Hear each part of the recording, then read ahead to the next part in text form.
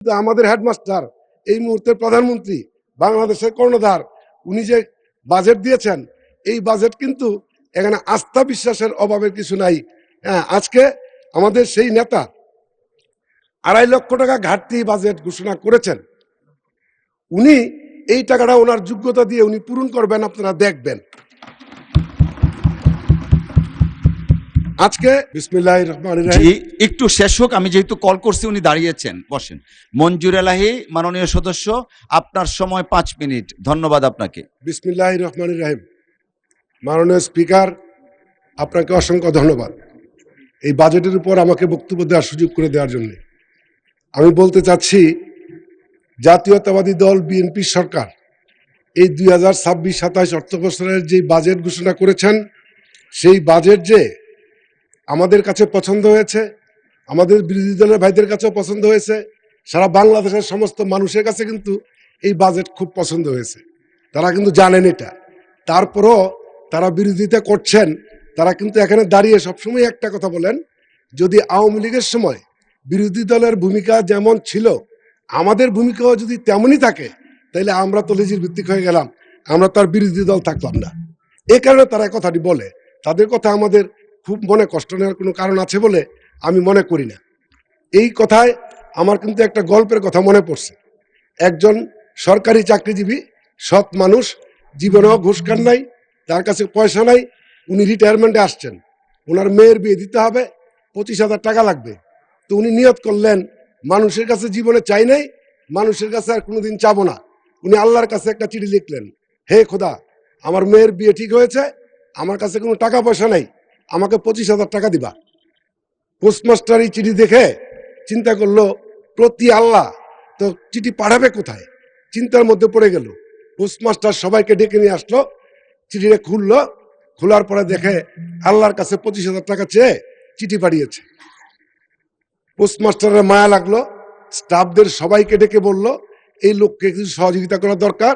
2,000 5,000 করে চাঁদা দিয়ে তারা 15,000 টাকা ম্যানেজ করে এই খামের ভিতরে ঢুকাইয়া ওই লোকের বাড়িতে পাঠায় দিল।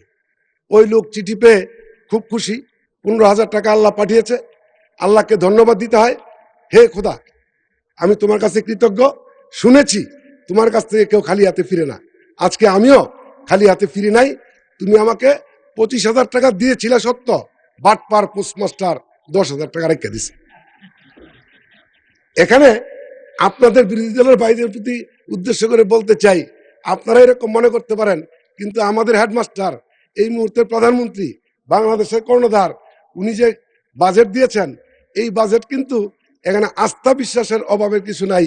হ্যাঁ, আজকে আমাদের সেই নেতা 2.5 লক্ষ টাকা ঘাটতি বাজেট ঘোষণা করেছেন। উনি এই টাকাটা ওনার যোগ্যতা দিয়ে উনি পূরণ করবেন, আপনারা দেখবেন।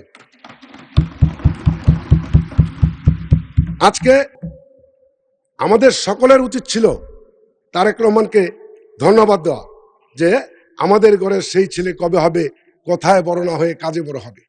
আর সেই ছেলেটার নাম কিন্তু জনাব তারেক রহমান।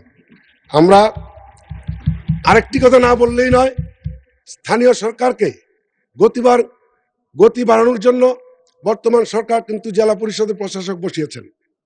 কিন্তু দুঃখের বিষয়, এই বর্তমান জেলা প্রশাসকের 3 লক্ষ টাকা উনি নিজে কিন্তু অনুমোদন দেওয়ার ক্ষমতা রাখেন না। জরুরি কাজে অনেক সময় কিন্তু এটা প্রয়োজন হয়।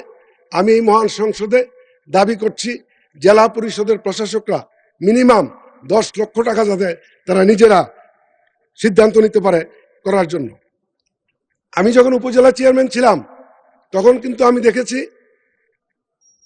প্রাইমারি স্কুলের শিক্ষকদেরকে বদলি করা হতো উপজেলা শিক্ষা অফিসার, পরবর্তীতে এটা জেলা অফিসারের কাছে নিয়ে যাওয়া হলো, এখন মন্ত্রণালয়ে যেতে হয়। আমার প্রশ্ন, আমার বাড়ি নরসিংদী, 1.5 ঘন্টা লাগে ঢাকা আসতে মন্ত্রণালয়ে।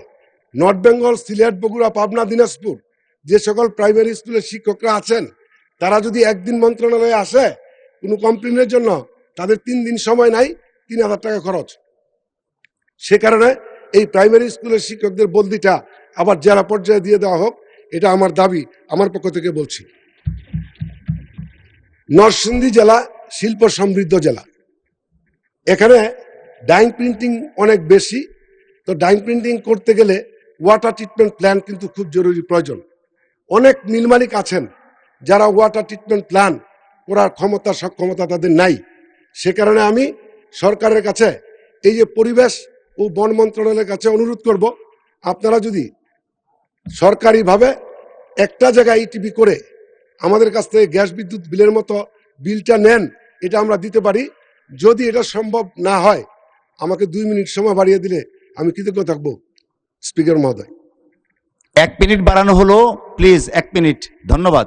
যদি এটা সম্ভব না হয় তাহলে ওই মিল মালিকদেরকে ঋণ, সুদবিহীন ঋণ যদি আপনারা দেন 5 বছর মেয়াদে, তাহলে কিন্তু পরিবেশটা আরো সুন্দর সবাই রাখতে পারে।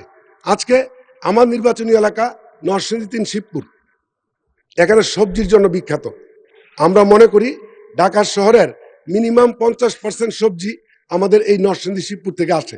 এটা পচনশীল এই সবজি, সেখানে ওইখানে যদি একটা কোল্ড স্টোরেজ করা হয় তাহলে কিন্তু কৃষক তার ন্যায্য মূল্যটা পাবে বলে আমি বিশ্বাস করি।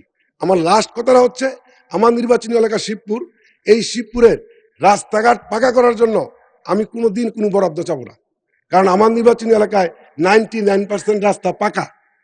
দুঃখের বিষয় হচ্ছে গত 18 বছরের মধ্যে একটা রাস্তাও মেরামত করা হয় নাই। যদি স্থানীয় সরকার মন্ত্রী মহোদয় আমার এই সমস্ত রাস্তাগুলি পাকা মেরামত করে দেন, তাইলে কিন্তু আমি আপনার প্রতি খুশি থাকবো। ধন্যবাদ মাননীয়